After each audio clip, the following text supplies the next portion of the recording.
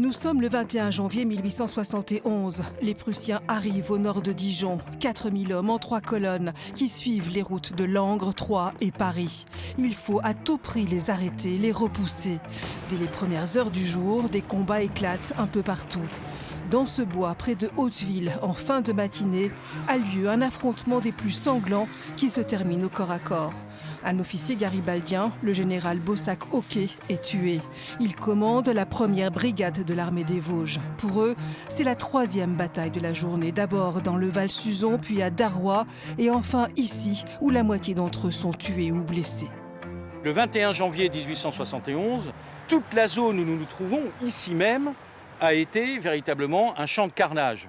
Pourquoi ? Parce que Bossac savait qu'il ne serait pas renforcé pour une raison excessivement simple, c'est que les unités garibaldiennes qui couvraient la route de Paris à hauteur de Plombières avaient été débordées, enfoncées dans la journée, qu'en ce qui concerne les autres unités de Garibaldi dans le secteur de la route d'Issurty à Messigny-et-Ventoux, elles avaient été également débordées et enfoncées.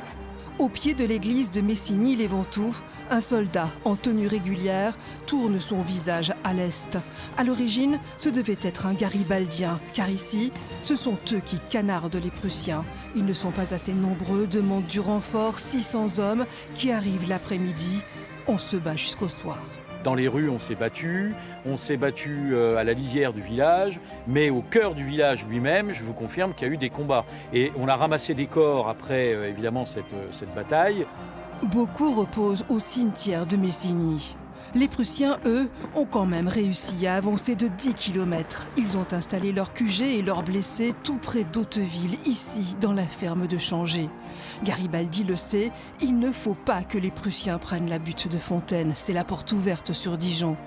Le lendemain, le 22, les Prussiens attaquent la butte de Talent. Dans les vignes, les combats sont meurtriers, acharnés. Les troupes garibaldiennes contre-attaquent, le champ de bataille s'élargit, contourne des...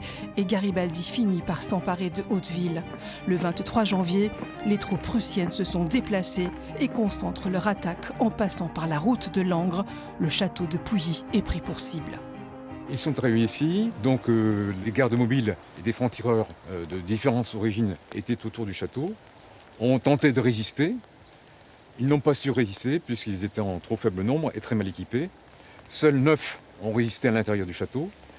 Les Prussiens ont mis le feu au château. L'histoire retient qu'un franc-tireur aurait été jeté vivant dans le brasier. Dans la plaine, entre le château de Pouilly et Dijon, il n'y a qu'un seul bâtiment, l'usine Bargy. Les Français y prennent position, attendent l'approche des Prussiens. C'est un carnage. Rue de la Charmette, un monument aux morts allemands perpétue le souvenir des tués lors de cette bataille. Lorsque la fusillade cesse, les Prussiens battent en retraite. Un jeune soldat, Victor Curta, saisit le drapeau du 61e régiment poméranien. C'est l'une des rares victoires françaises en 1871. À Dijon, elle a donné son nom à l'avenue du Drapeau.